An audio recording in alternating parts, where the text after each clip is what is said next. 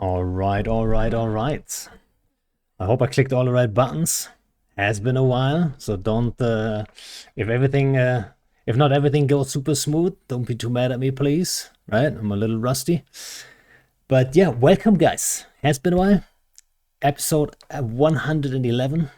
Um, Honestly, main reason, I think at least, was there wasn't a whole lot of happening, a whole lot of stuff happening in Nulltech in general. So, making episodes just for the sake of episodes, I didn't feel like it. And, but now there is stuff happening. Okay. And the other day on stream, was it, was it yesterday or 2 days ago? I think it was, when did I come with you? Was it yesterday? It was either Thursday or Friday. Must have been Friday. So the question came up like, like why is this happening? Why is that happening? And I kept asking him like, why don't I just ask BJK? And then I I actually want to like, why not just make a podcast? Like, no, there is a topic. I kind of want to hear about it, and that could be interesting for you guys. And yeah, so I just come with him, and yeah, instantly and super uncomplicated, easy peasy. Um, so it is happening, my dudes. All right. Uh, for those who don't know who BJK is, let me give you like a super quick introduction. He made a name for himself as a FC in Fraternity, especially the Euro time zone. Before he took over the Euro time zone a little bit, I think there wasn't a whole lot of Euro time zone in Fraternity generally. So he built that up, was known to be the Euro time zone frat guy. At some point, he decided he wants to do his own thing. So he started his own thing called Decoy and moved to Curse, which is, also kind of the conflict we will at least be talking about at some point here. So he moved to Curse into its old or traditionally our staging, right? That's our ancestral home system basically. Yeah, he's also known to be the FC with the nicest hair in New Eden, right? So that's also another thing he's known for. And yeah, you guys have been living in Curse for a few months, and now there's some action happening. And yeah, welcome on the show, Yeah. by the way, and thanks Thank for you. coming on. Thank you. Thank you. Great to be back. It's yeah, a pleasure. So, how have you been lately? We haven't talked in like Great. ages. I know it's uh, FanFest last year. I think of the little mixer before because when we all went to the CCP headquarters to pick up the badges, they did like a little mixer before the event started. I think when the event actually kicked off, just I don't remember bumping into you again. It was just kept floating around. Yeah, I mean, there's always like at FanFest, there's always like so many people to meet and stuff, right? And then at the end, it's always like you never have enough time for everyone. It's like, you know, Yeah, yeah. yeah, It was a blast. It's just great to roam the city with all the people that you yell at on the internet for like years. And then yeah, you're finally all there together. yeah. Yeah, Curse is wild. It's great to see so many people in G0 again. Shame that I don't think the pokers have been replaced though. Last time I had a look, we haven't replaced those ancestral customs officers. Yeah, I remember that was the last conversation we had when you come with me and said like, "Hey, you want to sell those pokers?" And I was like, "What pokers?" I didn't even know. Yep. Uh, and then yeah, I talked to Shines and he's like, "No, let him grind," and that's Yeah, what you did. cool. At FanFest, that Shine showed me on his phone, like you've got a channel for structure notifications. Obviously, if anything's getting hit, you want your team to go and respond to it. And you had to make a bot that would separate customs office notifications from actually important notifications for a little while. Yeah. Maybe I'll see if I can take some in fountains, see if they slip under the radar if it's fixed that. I mean, you can always try. No I chance. wish I wish we'd have like at some point we'd have a proper war again in Fountain. That I'm like Yeah. I kind of hope at some point that's gonna happen. Um, but yeah, I think at the moment the environment isn't quite there. Maybe like yeah. So how's the life as an alliance leader actually treating you, right? Because that it's kind of like it's kind of connected the whole thing. Yeah, it feels very weird to hear because it's I don't really consider it leading the alliance because everybody kind of leads it. It's like a pretty flat structure. Um, there's not loads of us, and we're all active enough, reading Discord, getting involved in fleets, knowing what's happening as a team to know what we can and can't do. So yeah, it's been very very smooth. We've got a really Oh, good really? team surrounding us. So it's really tight knit. Like it's three corporations that started it. So there's X Decoy, who was the team we created after World War B2 or Vietnam. Um, the team that went to join Fraternity that then moved here.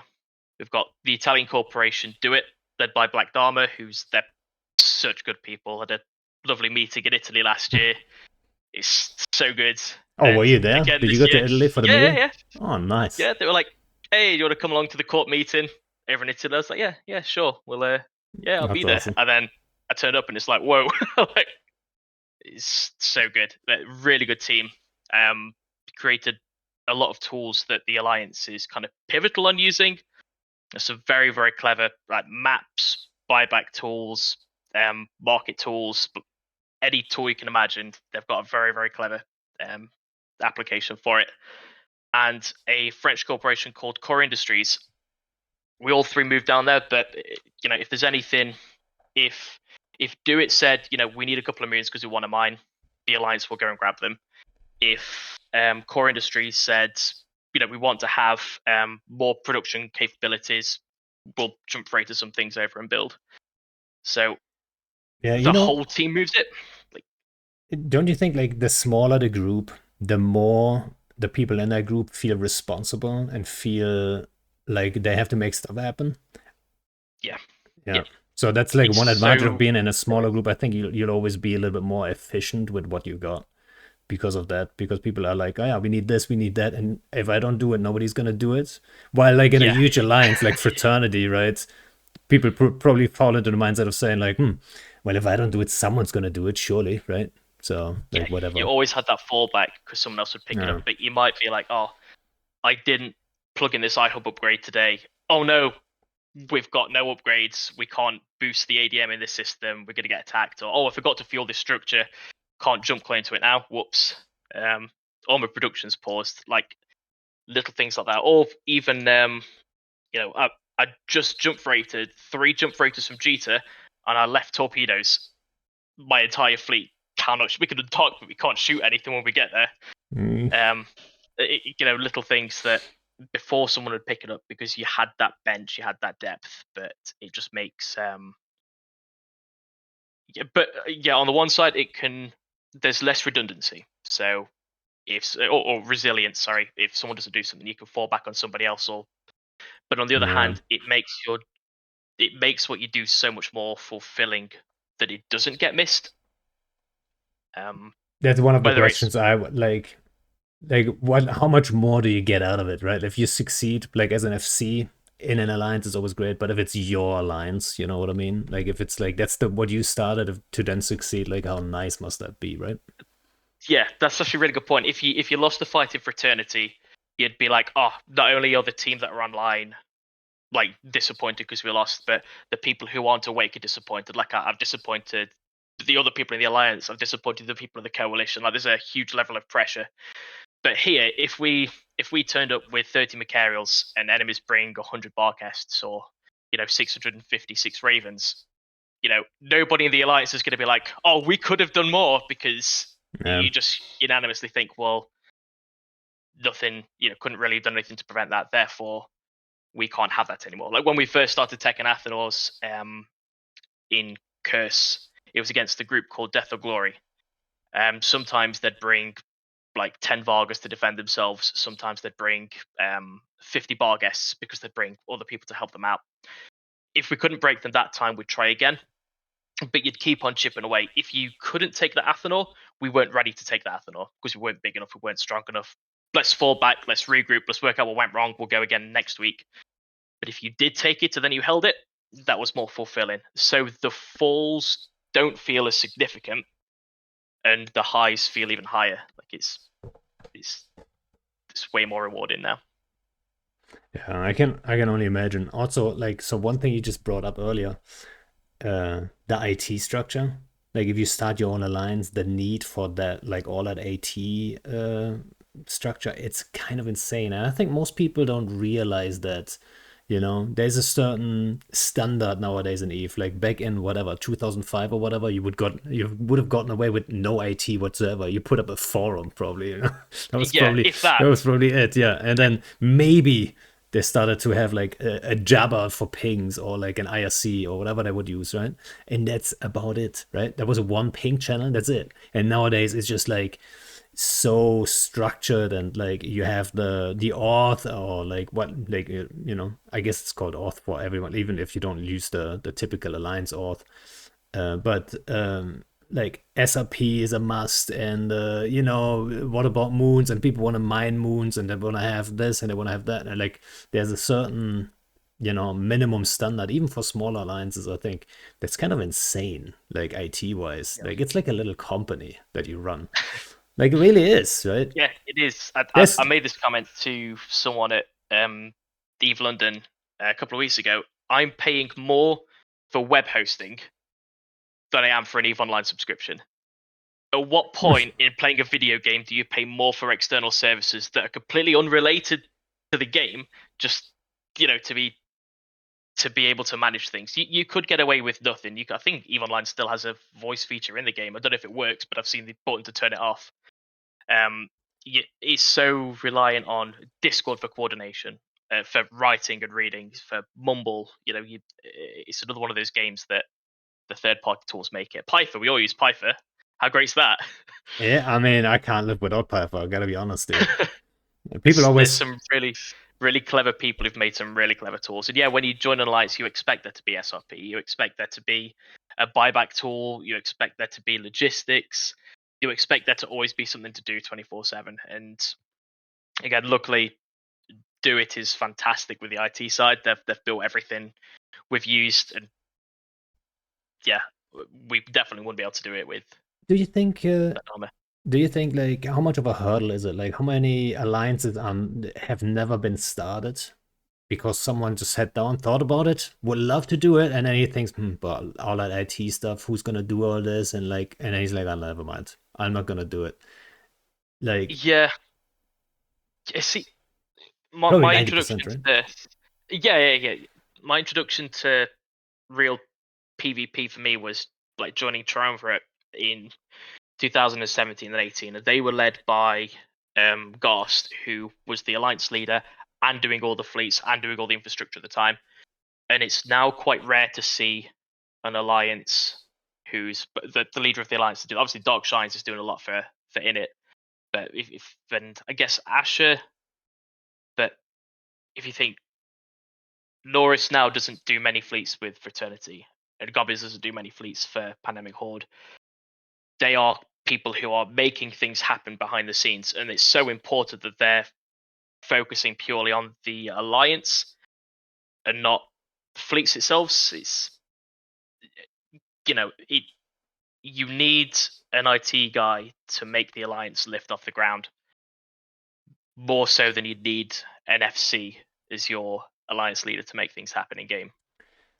Yeah, I think like at a certain size, you always have like a handful of Cs anyway. And if there was none, I think someone would grow into that role. Sometimes it takes longer, and in that time you might run into some real issues. So I would still think you have to have NFC like spearheading the alliance. But Yeah. most big groups, they don't have this the struggle to find someone at least doing some fleets. Not always the highest quality, but you know when size doesn't fix it. Yeah. I Hmm. think Discord's been a great help for organizing things. Like if you had a relatively small alliance, you could definitely exist just with Discord. Um, we thought for a while about making a tool that would monitor the losses of pilots, and then you could put that link somewhere, and then you could cross-reference that to a table you had in a database that says, have you paid it, have you not, so you don't duplicate any work. But actually, just post your lost mail on Discord. Then if you've paid it, just react with a tick emoji. like you can go down a route of really, really engineering something, or you can like Hmm. you don't Yeah, that's need the true. tools always. Some of these are Yeah. great to have and nice features, but But as long as they're there's collaborating. also features like for alliances of a certain size. I'd say the mid-sized alliance, like Decoy, for example, uh, you can't get around like a proper auth either, right? Like you have to have like that's a minimum, right? So Yeah. would you say shouldn't CCP kind of level the playing field there and say like this is okay, we do this now. Like, so if you start an alliance in game, you should have that function somewhere. I don't know how realistic that would be, and I'm pretty sure from my experience that CCP was would gonna say like, nah, thanks, it's okay. We have like you guys figured it out. You guys can do it, right?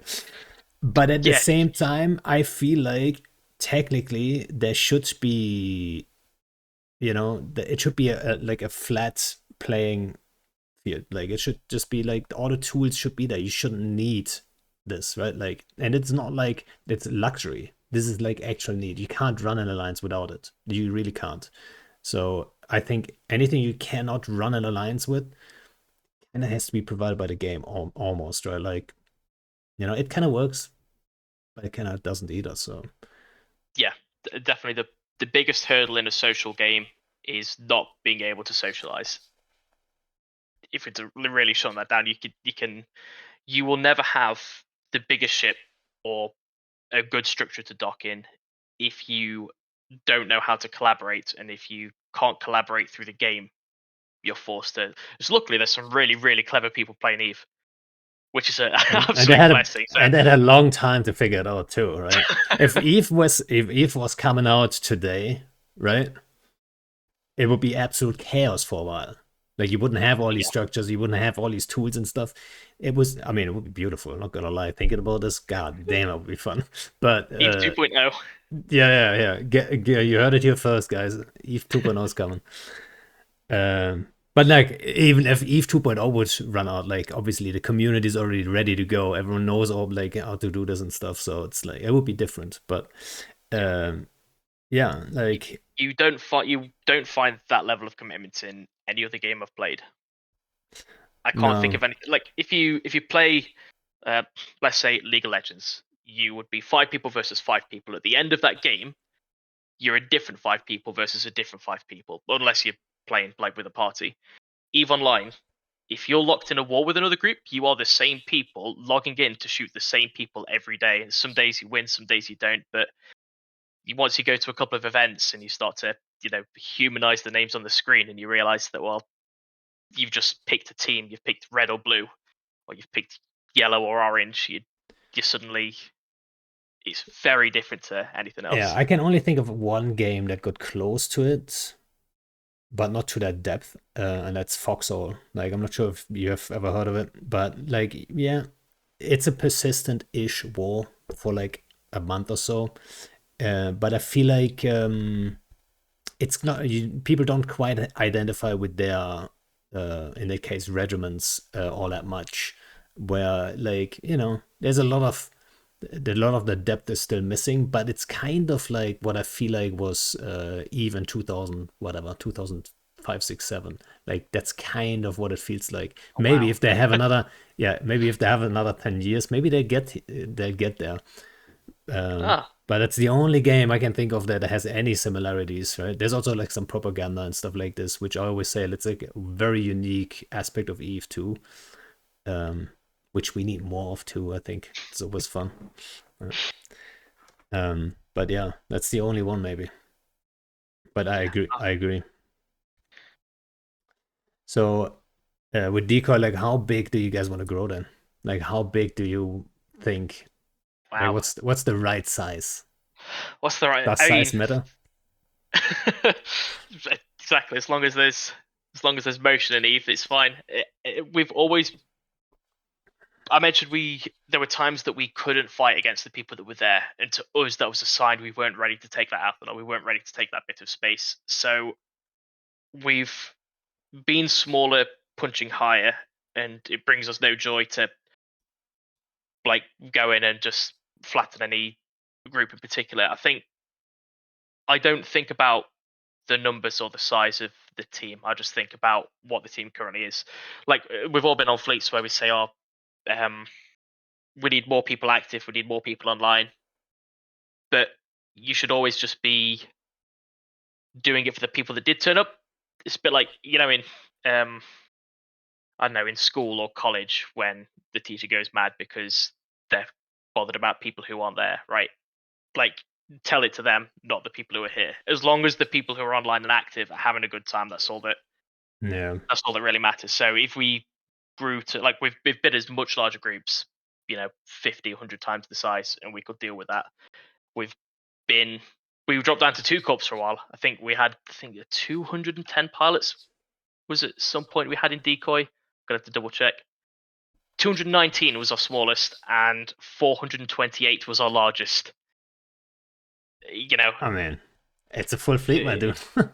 it's a If you full get yeah. everyone on. So it's no, we'll deal with whatever size comes to us.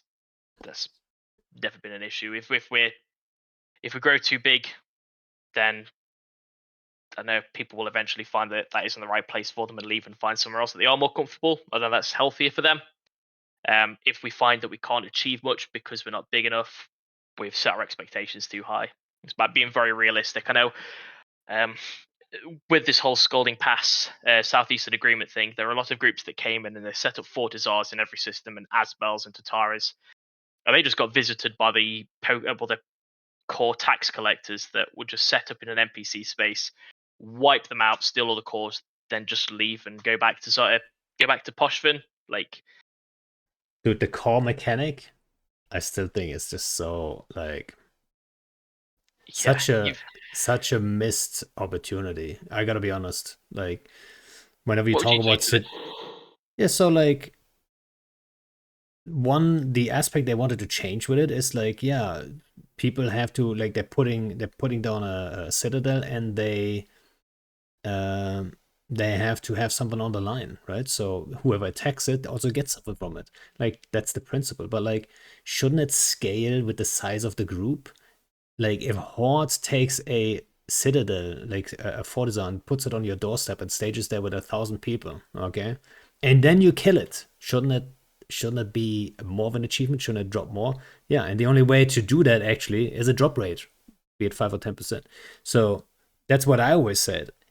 And then suddenly they come up with this like, oh yeah, now we do this. We just put like the same price tag on any group. So if you now deploy with 5 people and you put something there, you have to actually put the same amount on the line as the guys that come up with like 1,000 people.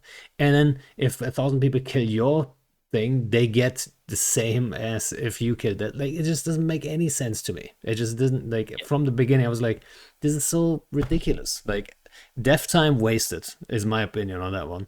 It makes me a little sad, honestly, because like they were willing to talk about these issues, and then that's what they came up with. You know, That's interesting. I agree about the upper limit. Let's say you have a Fortizar with 1,000 people staged in it to be worth such a nominal amount feels wild.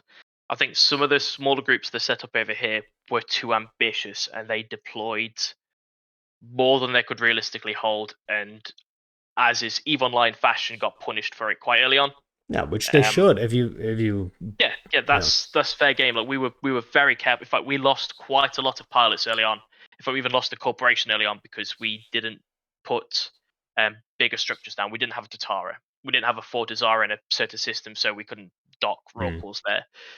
But realistically, that was just going to be a time bomb waiting to happen. That would attract too much attention, and we'd have it, but we'd lose it, and then we'd lose the pilots and corps anyway. And then over time, they've seen everybody else getting wiped out. Decoy was very fortunate to not have a visit by um, any of the like core hunting groups, but we only had what we committed Athanors in most systems at best. Core hunter Um, groups. Like what group? Give me a name. core hunters, sorry. So is in Yeah, no, I know what you meant, but like I didn't I even can't give think you an I didn't even know that was a thing. You I can't can't give you an remember the name. alliance name because they would Shit. have a 50 pilot fleet with 50 different alliances. All One of right. those kinds of people. It's like an Um, incursion. They're running yeah, right, incursions. right. So I think the core group Big app. was Death by Snowflake. Big Up didn't actually bother us too much. Hmm. They passed through, they took an iHub, they set up an Ansplex network, and then disappeared. Um, it was more, say, Amelia Dusk Spaces group, the people multiboxing 16 EOS and having 3 billion ISK widows with 6 billion ISK pods, like cheering that they've killed an 80 million ISK hurricane fleet. Like that's that kind of scale. Hmm. But Yep. um, yeah, those groups would come and they'd shoot out spells and they'd clear space, but never take it because it's an easy casual deployment, and that's what I guess Yeah. I mean, they'd find for content. also why take it, right? What are you gonna do? But yeah, what can you do? They didn't much. And another thing with the scrolling passes that the teams would never collaborate on that. They'd look at each other falling, but like, oh, I hope that doesn't happen to me. Oh, it happens to me. I wish I helped that other team. Now I'm stuck. Hmm. Yeah. Yeah. But we've been in that position years and years ago. Like I don't know, probably 10 years ago within it now. When we lost our space in Immensea at the time, and then we moved back, and that's when we actually moved to G-O. And there was a ton of small alliances in Curse, and they all fought each other to a degree. But then when Red Alliance started taking moons, they actually banded together in that case.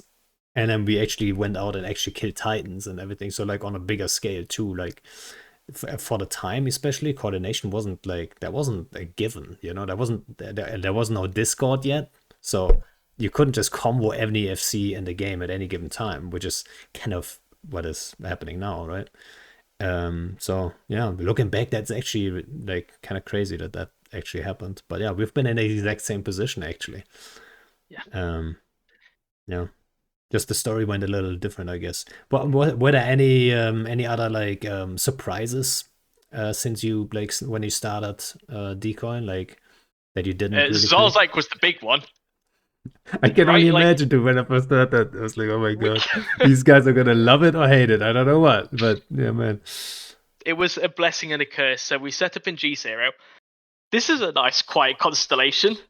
We can set up really out of the way here. It's going to be really, it's going to be great. And it was for the most part. We picked a place to set up against an even size alliance. We're like, right, let's start brawling. Let's see what happens. Then suddenly, 256 nightmares pile into system, and you're like, well, I guess we don't live here anymore. It's But on the other hand, we got really involved in the Angel content. So for a while, we're getting involved in Angel Cartel, different insurgencies.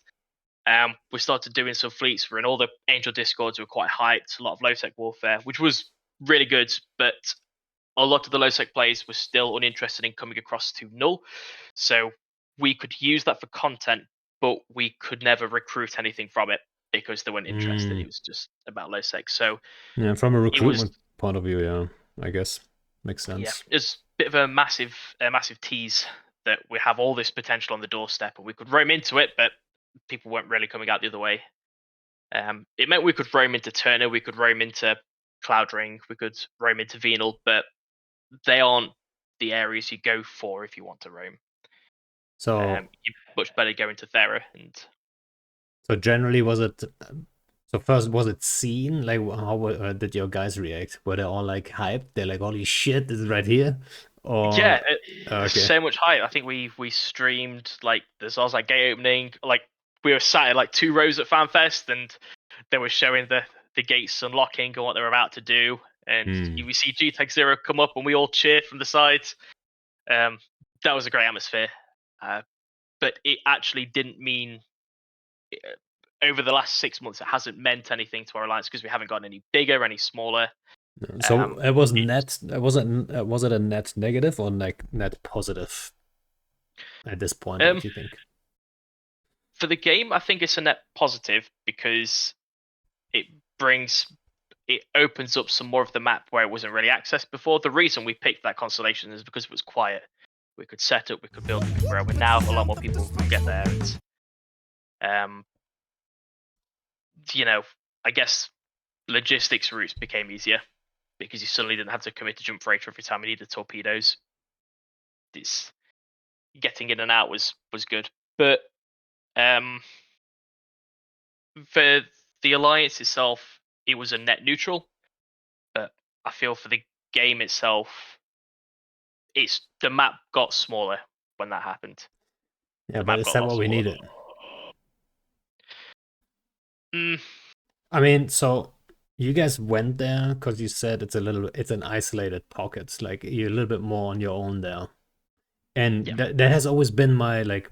I don't want to talk about antiplexes. It's not on the list, guys. But generally, like that's always what I say. Like, give us more opportunity for groups your side, like decoy sized, to have isolated conflicts, like to fight other alliances, and then not have in it goons, hordes, fraternity show up and just like cherry pick the fights. You know what I mean? When there's like one big timer, oh yeah, let's just like decide who wins. Like that kind of sucks, right? Yes So and no. So yeah. I felt that way until that became how we lived, and obviously now we've joined PanFam for that very same reason. So setting up our own team was great. When we set up, we were neutral to everybody, and so I was like, open, brilliant. We can go roam everywhere. Like we had no blues, no friends. Let's just set up. Let's do our own thing. Let's shoot anybody until we've got our own stuff. We thought it was going to open a lot of doors because suddenly a lot of the map we could go in and attack and like have some great fights. But it actually limited us to what we could do. So we had the Asbon and a Fortizar, but we didn't have a Satio, we didn't have a Keepstar, we didn't have all the other luxuries that I guess we're used to for being in an old group. And for what? Just being able to shoot more people. I think the trade-off for aligning with a block to be able to pass through their space and use their infrastructure, and not only their infrastructure, but let's say if you run an alliance, then you decide to do the wild thing and go on vacation for a week, and then suddenly all your stuff gets attacked. You've lost everything, and then you come back and you have to build up again. And it's just frustrating that you can't have that resilience of if you're in a larger group, you have So more. you're scared, yeah? Say that's it. I think we're on the bus from uh, Keflavik to Reykjavik, and I got a notification on my phone that Darkside Hmm. were reinforcing four of my Athanos. And I'm like, I'm not here for a week, man. Like I'm at FanFest, and now stuff is gonna get attacked in curses. Ah, that's nasty. I mean, that has always been a thing, right? That Chinese time zone alliances going for like Christmas timers and all that kind of stuff. It Yeah, happens. exactly. Yeah. It's one of them things. It's as painful as it is. It's a strategy, and But at so least in NPC space, you always have that NPC station to fall back on, right? yeah, yeah. And with that had always been the case. Like say when we were up against Death of Glory, we were winning and losing some timers. If we lost the Fortisar, we could fall back. Um, after Zarzak was there, Darkside deployed to G0 as well. They started to attack us with our structures. Yeah, We you gave still them a lived there back a and long forth. time ago too. Everybody has, but No, Dark Side and Init, we staged in this. There was no citadels. We staged in the same exact station for like a year straight, and Init wasn't this big at the time. I might add, a little bigger than Dark Side, but man, these guys that was rough, dude. they're persistent. They're persistent, and eventually we. The reason they started targeting us is because we kept killing their haulers. We didn't realize they were setting up somewhere else. They were trying to set up two jumps backwards. I think it was either HLW or VOL. But every time they use Zozak to bring some ships through to seed their market, they'd die to our gate camps. But they're like, okay, we're just going to move there and fight them anyway. So they deployed here because of three dead haulers. It was the start of that little conflict. But over time, they grew to respect that, yeah, they could beat us in a timer, but we would still be online after the timer and before the timer. And getting in and out of that stage was a nightmare. So the fights were great for them, not so great for us. But the quality of life for us was great, and the quality of life for them was bad. And I think that's what's made us moved out now. The initiative is deployed to the forties are. If you had deployed as a jump clone, sure, we could just like chill. We'll just move to the station on grid. No big deal. We'll just wait for the wind to pass and we'll like have a bit more fun. But when you see a death clone deployment, you know that you're not going to be able to do anything around the clock. And that's the biggest thing. It's one thing to when we're FCing, you look at numbers on time zones and you pick your fights accordingly. But when it's life in that station, that's a completely different story. Yeah, so that leads me to the big question, really, which is the main reason, or one of the main reasons, I guess, why Init even deployed there is you guys joined PanFam. So why did you guys join PanFam? Right? I mean, let's be fair. And I'm sure, I mean, I am biased, obviously, but um, you guys moved into GO and we didn't bother you. We didn't do anything. We said, like, it's fine. Like, we respect the move. Like, good shit.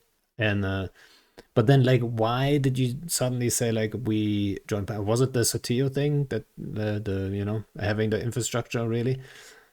Um, so why? S- Why? In it never returned my calls, man. Like I tried to buy Pocos and he weren't available. Um, no, it we had the luxury of picking who to get flattened by. If it wasn't going to be Death or Glory and Triumvirate and DB7 when we first moved in, or Dark Side afterwards, like it was only a matter of time before someone came for our infrastructure there. We're not a huge group. We're uh, what 370 Like, pilots at the moment. how big is your normal like straight up fleet? That's kind of how I measure groups anyway. You How see, big our like, startup, please? yeah, like how, yeah, if you call a fleet like I don't know what system you like, if you call it a CTA every time, or if you like Yeah, whatever, but like a standard don't straight know. up. We would say anywhere between 10 and 30, depending on what we're doing and depending what time. I think All right. at the 0030 fleet, we had 4 people on voice comms.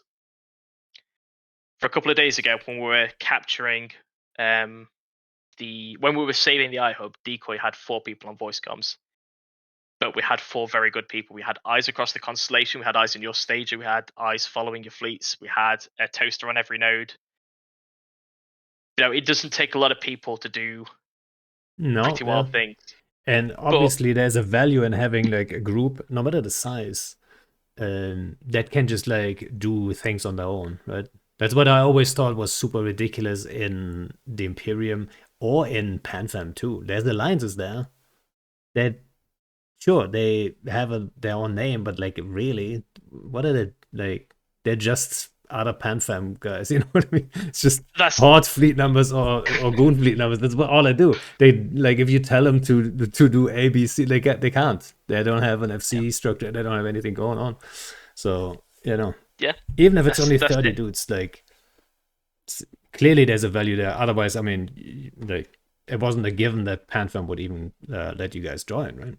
So Yeah. So the the appeal to PanFam is that there's an active group who can deploy somewhere, can be active around the clock, and like the case of the iHub timer, we took that back in record time. Like with a handful of pilots, we know what we know what we're doing.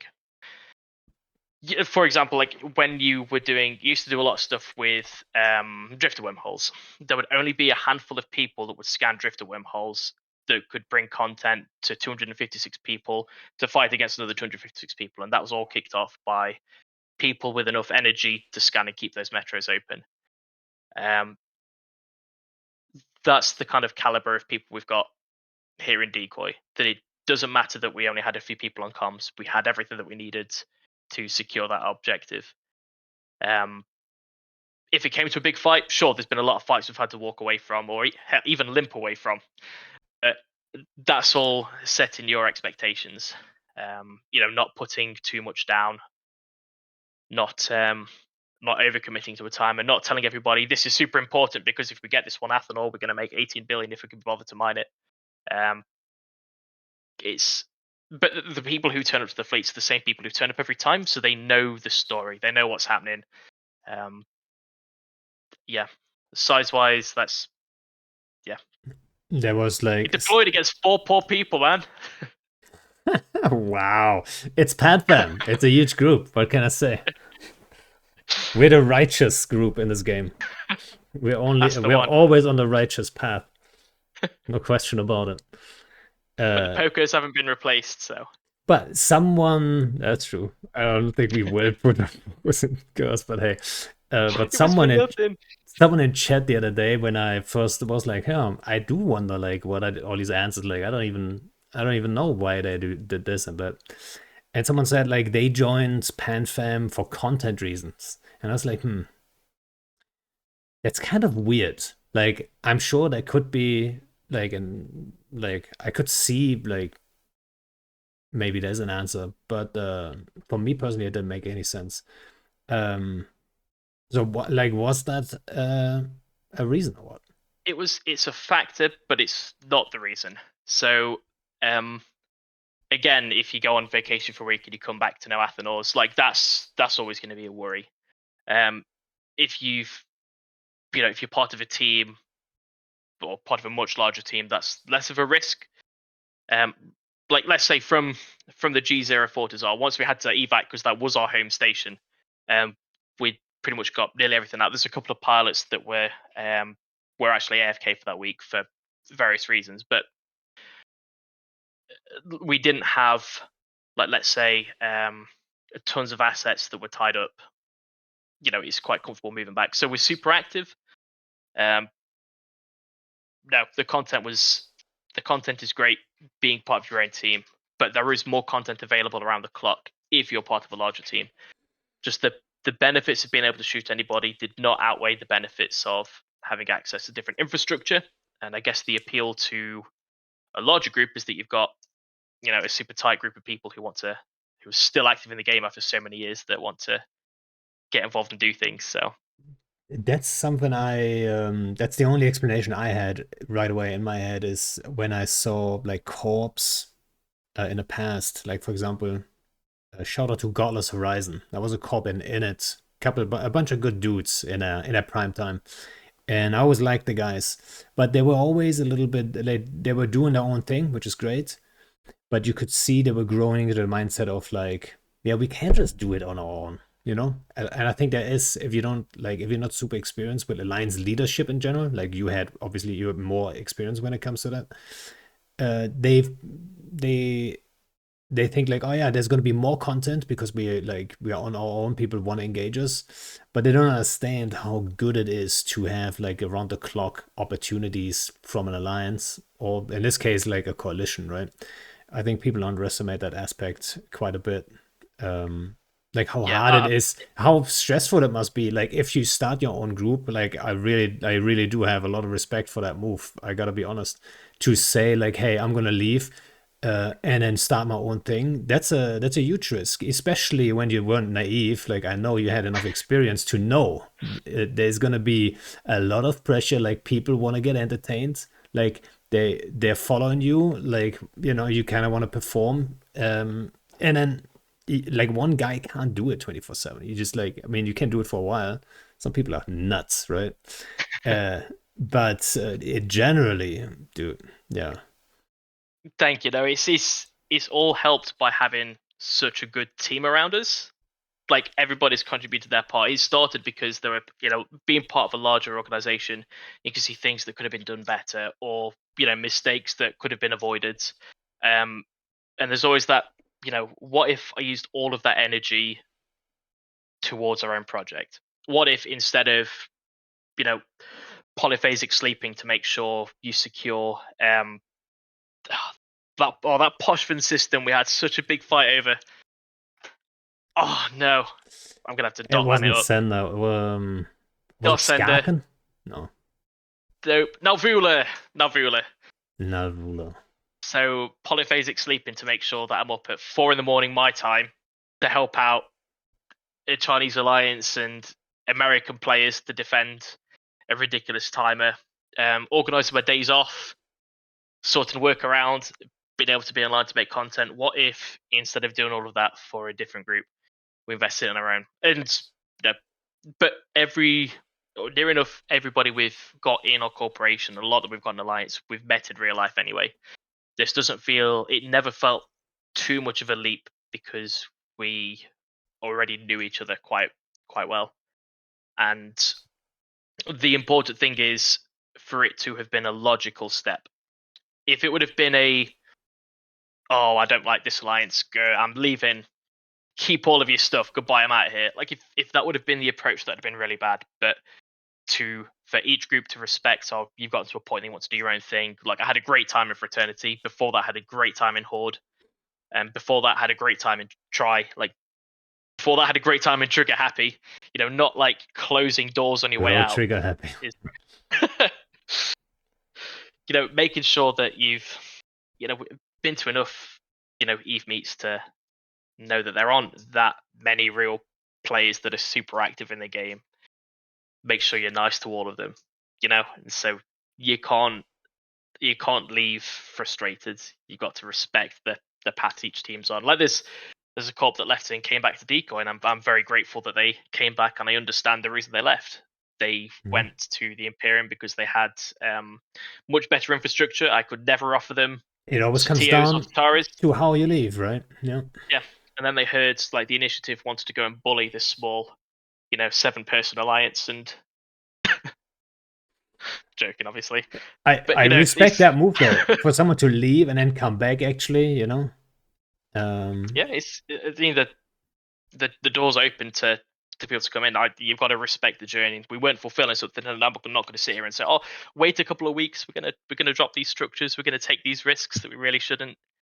You've got to be. Other people left to join other groups in Scalding Pass, and then they lost their Asbels and Tataras and gave up and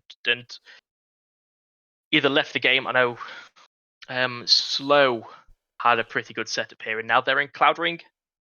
Um, yep. it's whatever makes sense at the time, but Yeah. Things change. uh, yeah, things were Yeah, we slowing had some. down. Yeah, we had similar stuff happening like during the big war, like Vietnam or whatever you call it, right? That like we had corps leave. I don't know how many. Well, it wasn't too many, but like we had to crash on that couch in 1DQ, and then two corps, I believe, left. That was kind of like that. I think that's a wrong time to leave an alliance. You know what I mean? Like there's a right way to do it. There's a wrong way to do it. Like while in a war, yeah, you gotta stick it out. You know. But if they would have said after the war, or like something like, this isn't quite like we kind of want to figure out other stuff, like I think that's totally fine, right? But Yeah, yeah, it always comes down to like how how you leave, like other yeah, relationships still intact. I was under the impression, I gotta be honest, that when you left Fred, that there was like drama and stuff, like, you know, I always know there's so many rumors and shit, and people just like, there's especially on our side of the political, landscape, people yeah. like to talk shit sometimes, you know. People love a story, man. It's great. Hmm. I mean, I've resorted to putting all of our alliance updates on the Eve Online forums rather than Reddit. You attract a certain kind of audience putting it on Reddit, a certain kind of audience that doesn't You play the actually game. do it on the forums? Yeah, Oh, it's really? so much healthier. So much healthier. Like if you, so I don't know, Reddit is either full of people who don't play anymore or are biased towards one team or another. It's mostly null players who feel a certain way, but the Eve forums are mostly it's a completely different target audience More of people. Like casual if you've players gone to the then? Eve forums, you're interested in the game more. Isn't that all boomers? Yeah, I don't know. sure. I don't know. And it's probably healthier, right? It might be. Honestly, that's the first time I hear anyone talk about like, yeah, proper. Maybe it makes sense. I don't know. Yeah. It feels a more right thing to do than. And I am karma positive on Reddit. I will add that. So it's not because I'm banned or anything. Um, but yeah, it's no. So to understand the reason we left Fraternity, it's better to understand the reason we joined. It's when Vietnam was coming to an end, we heard that the Chinese time zone alliance wanted to move closer to the center of the map. It was around the time where they changed the loot table and the mineral table, so you couldn't get everything in vast quantities in Hmm. nullsec. If you wanted tritanium, you had to go to high sec. If you want isogen, you have to Scarcity. go to low sec. Right? Yeah. So Norris at the time was like, right, we need to relocate somewhere better. And it was Europeans and Americans that were living in Tribute and Vale of the Silent around that time.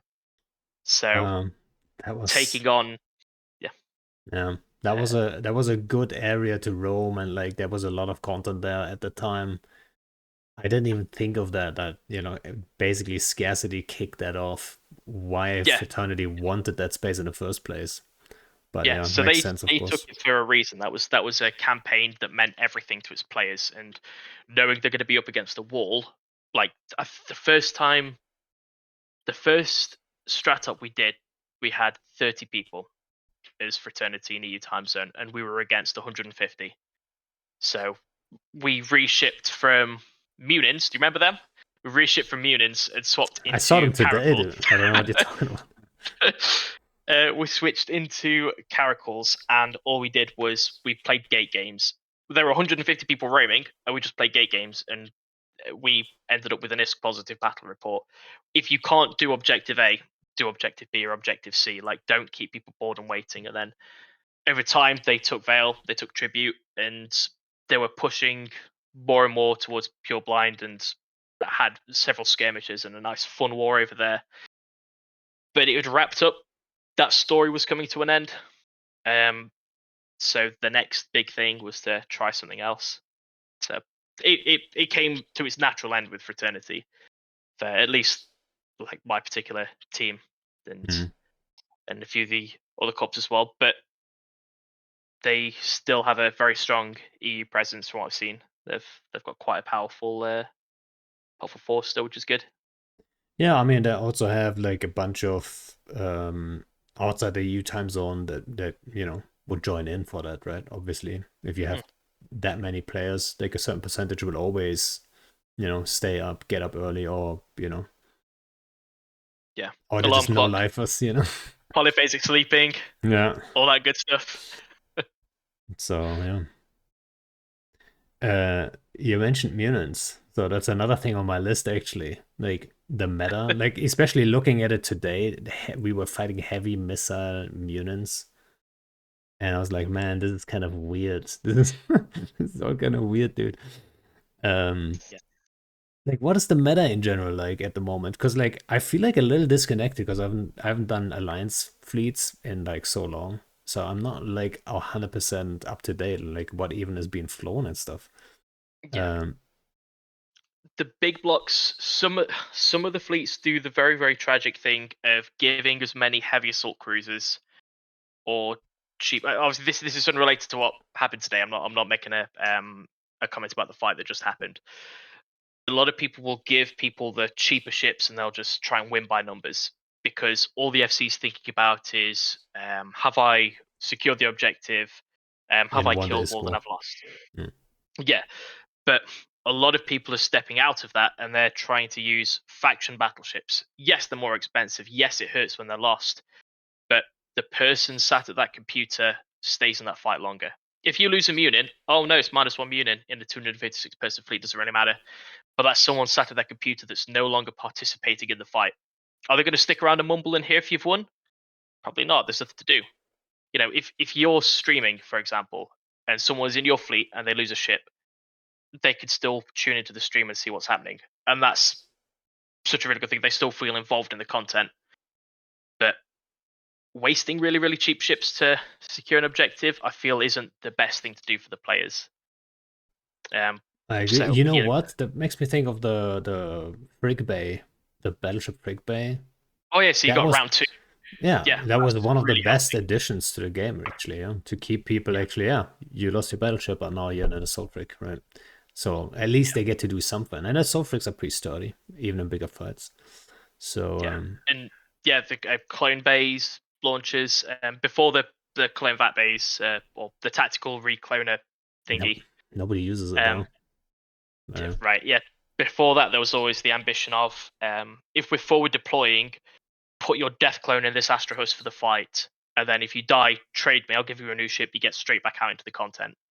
Um, that was the ambition before that. But people are now steering towards expensive faction battleships, and like I mentioned, Snowflake before, they're bringing 30 dudes and expensive ships to wipe out 150 man fleets. That was the right thing to do because every player contributed, they survived, and they weren't just a number when they multiplied it by Python to work out the optimal range or optimal damage. There were people that were putting their ISK on the line to make it work. And if they lost, an expensive minicar, an expensive pod, that's they would have to claim that money back. They'd have to grind again to make it work. But that's what Eve's about. How No. can I get this done the cheapest way possible? Is not it.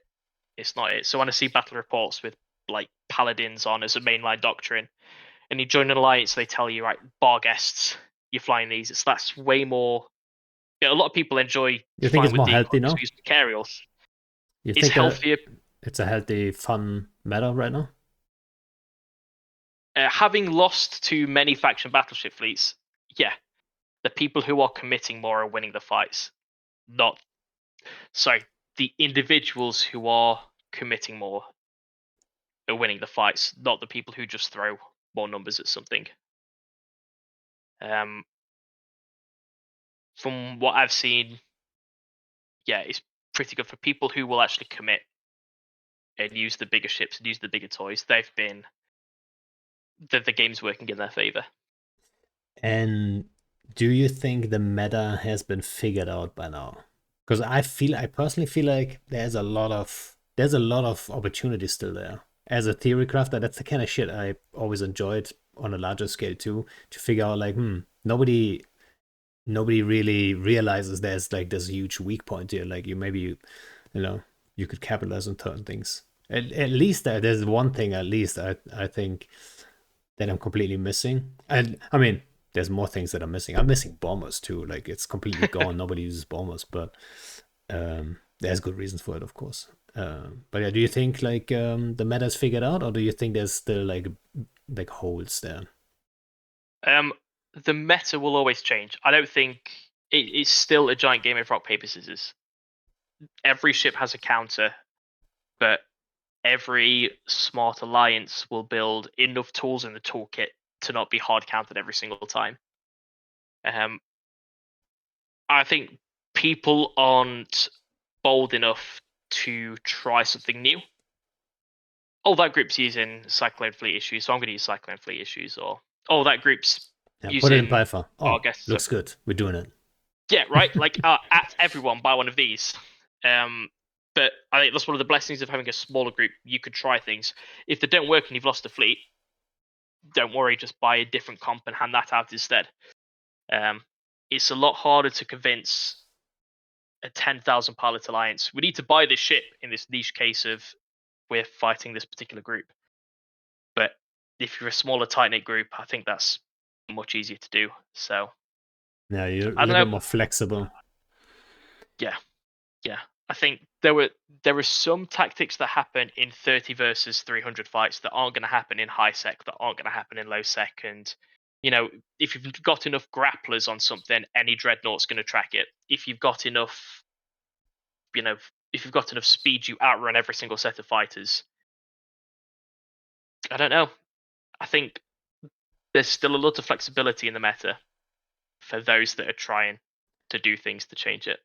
Now, I always say the meta moves slowly, right?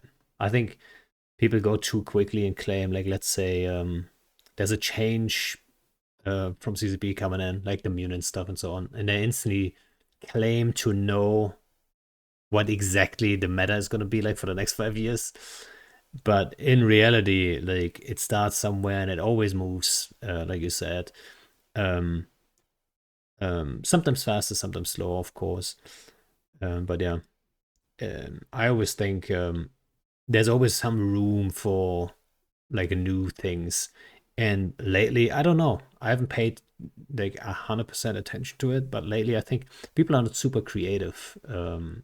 They're just like they kind of like to go with like either chunky battleships, max EHP, max alpha at range, or they do the still the hack thing. People try so hard to get the mutants back, like, and you know what? I don't hate it. On like for example the vagabonds, that's a phenomenon. I was like, I Yeah, couldn't have predicted that one. If someone told me like your people just switch to vagabonds, I would have been like, no way. But yeah, no, I mean their work, they're still pretty fun, you know. But they're not as yeah. strong as the mutants were for sure. So I mean, I don't hate it. The Munis No, were dangerous because you would have enough to volley every single time, and they were fast enough to be forgiven. If you had, um, but that's just artillery and it's what it's designed for. You could take Feroxes against Munins, and you great know if one. you, yeah. Now the biggest game changer is the fleet formations. If all of your munis were in a ball 500 meters apart, then yeah, you could just orbit them with munis and win. But if your Feroxes are in like a 50-kilometer sphere, then the tracking is going to be better from this one than in this one, and suddenly you've leveled out the playing field, and your Feroxes are going to win. But it's not just about ship. It's not just about the weapon platform that you use. It's the terms of engagement. If you take 256 paladins spread around a gate, all bastion on with no logi, waiting for somebody to jump in, like those 256, you're going to win.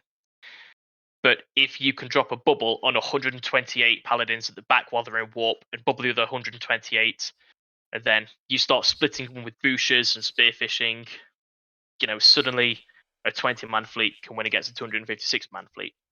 There's always something you can do. It depends on We how you define winning always, right? Like, is it the ISQA? Is it just like our dudes are having more fun than your dudes? That's always my, like, I think that's always the approach you should always take, right? It's always But got to yeah, be having more fun. It's got to be having fun. If you're worried about ISK, then you're not making enough or not playing enough to make it.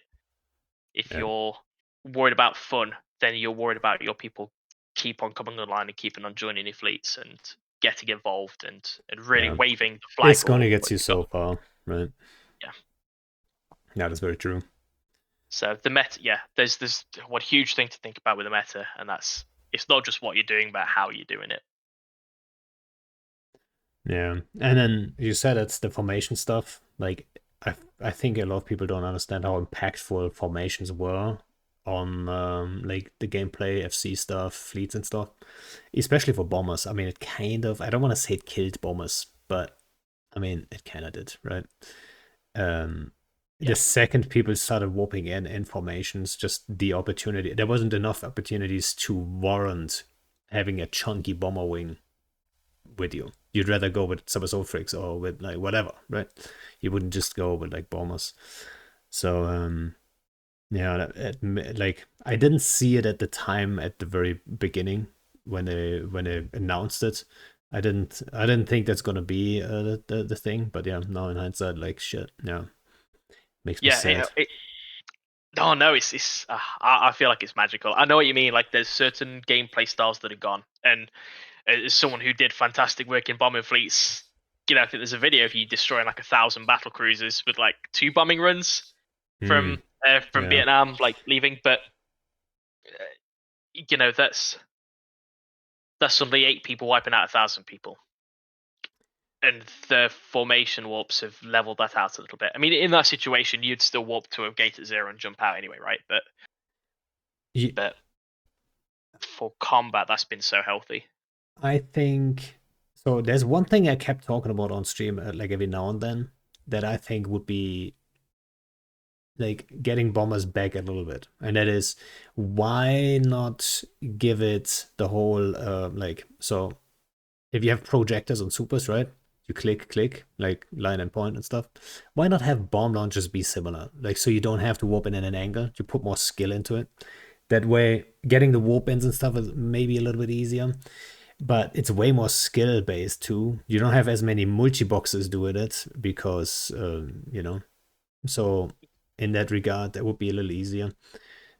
It Uh, would, so but that would be a really cool mechanic to have. That a bit like they brought T2 Dreads in to essentially give a dreadnought a gun that was exclusively for Titans. That having lost 2 jump freighters on a low sec gated to high sec, as have you? frustrating as that is, it's a half man devastated. But that is I think what CCP tried to do with that is to stop a ship being unkillable. They wanted to have some kind of mechanic in there that would make a ship class not immune, and being able to give this platform, this weapon platform for a different class ship was quite a big thing. Now, I don't think a bomber should be able to do that. I think it should be a different class of ship, which I think they teased before, like a Heavy T2 bombers they battle talked cruiser. about. Yeah, heavy bomber. Yeah, Yeah, if that was the case, that would be because you'd only have like 3 or 4 of them, and you could do a lot to impact the fleet. But insta warp away, bombers are still quite used. there's a really clever group that would use it for hunting Fraternity that have eyes in Fraternity stages system, that have eyes on the answer blanks out, and basically like Yeah, the 2-3 boss jumps does, outwards. I guess. Yeah. Boss did it. Unspoken did it.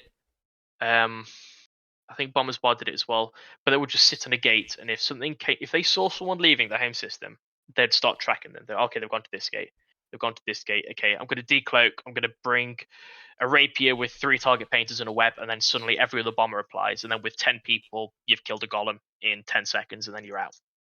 There's still applications for it, but just not the same applications Yeah, not as bombing bombers, of course. Yeah, that top no, bombing, hunting bombers, of course, they're still like a thing. yeah, and Yeah. that's really damaging to a group to be able to map their network out of an area. Um, but yeah, not the same as before, but they've got a place, and you can stage from Jita if you do that. Mm. Little little idea. Are we going there now? Like, I should start my own group in Jitter, yeah. That's a good idea. Yeah, No, I don't think I'm willing to put in that work, like running my own group ever, you know. no logistics because you're in Jita. Yeah, I mean, sure, if I would do it, I'd probably do it at Jitter. I gotta be honest, right? Always I seeded, always Jitter price. I mean, what else you want? Right. when so Zerg was one of the alliances setting up, I think in Faithabulos at the time, just near us. And of course, we had a very good friend who, for a small fee, would let us see what they're pinging. And every now and again, you'd see them pinging a fleet from Jita because every single one of the rooms was done from Jita.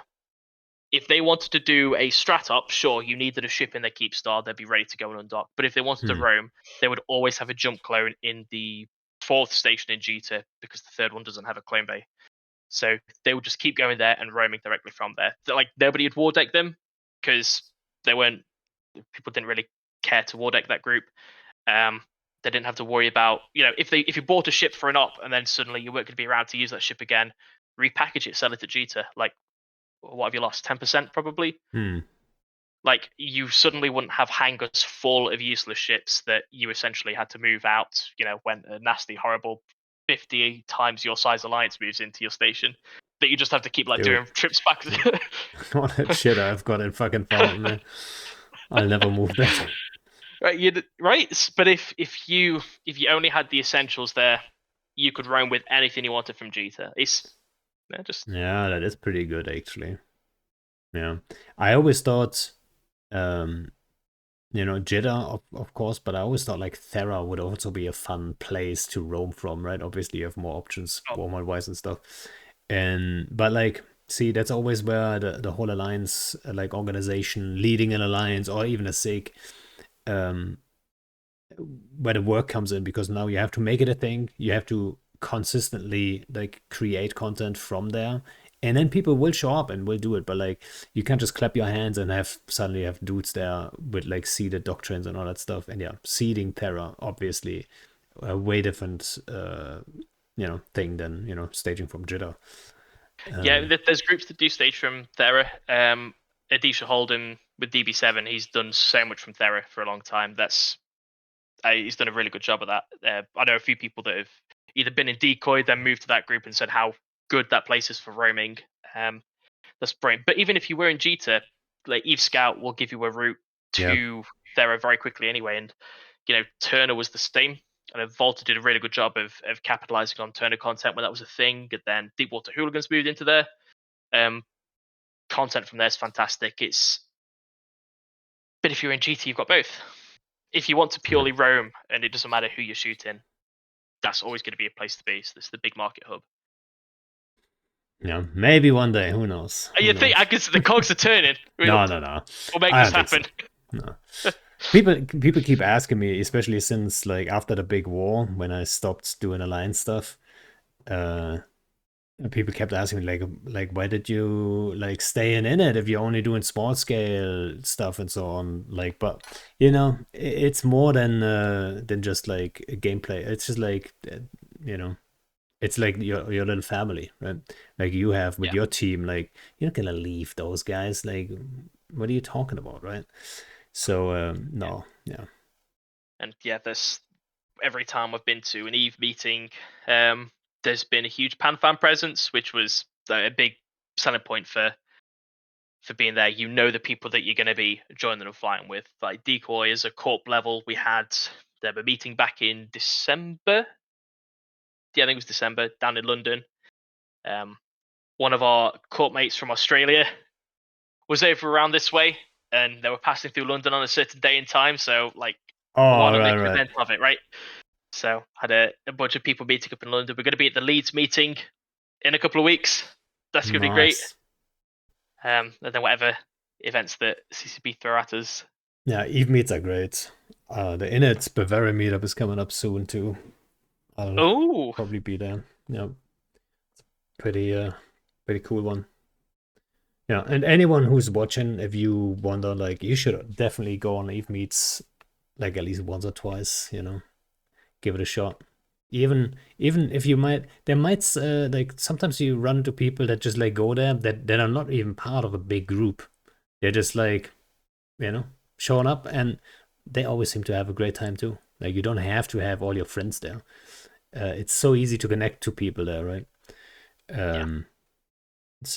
Yeah, I can only suggest doing that. Yeah, It changed a FanFest lot always for me. great.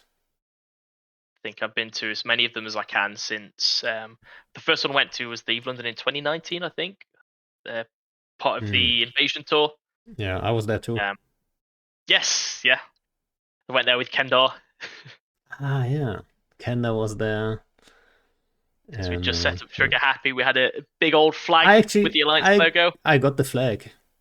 Have you? I do have the flag. Yeah, I've got it. I don't know exactly. You know what? Give me one sec. I'm Please. checking. Oh, this is fantastic. Not seen that flag in years.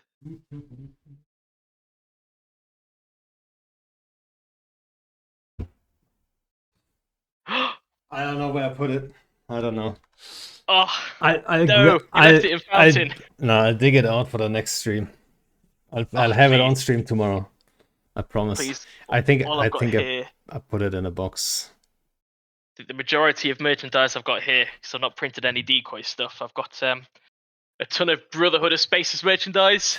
So that's what we're running with at the moment. But yeah, that flag Kenna gave to me for the stream because I started streaming at the time roundabout, and he gave it to me. He's like, here you have to represent um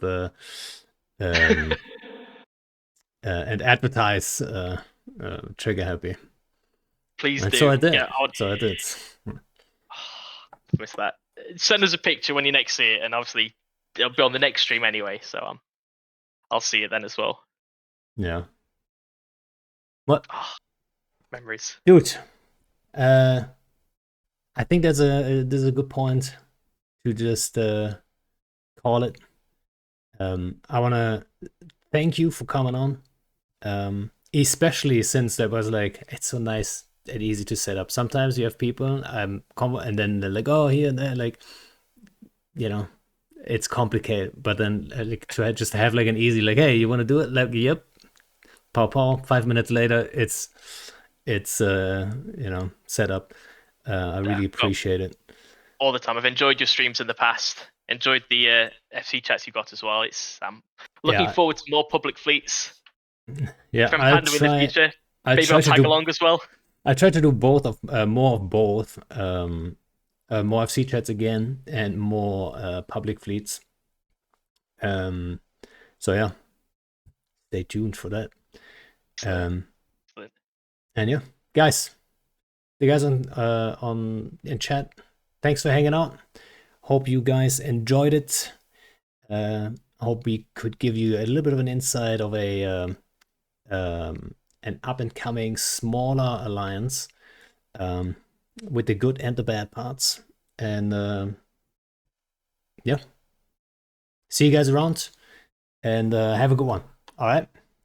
And since someone Cheers. asked earlier, if you wonder who has been on before, Adidia was mentioned, for example. He has been on before, and there is an archive on YouTube, right? So old episodes, I all archive them on the YouTube because the VOD on Twitch gets deleted, right?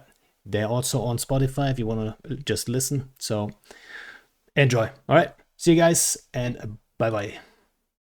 Cheers.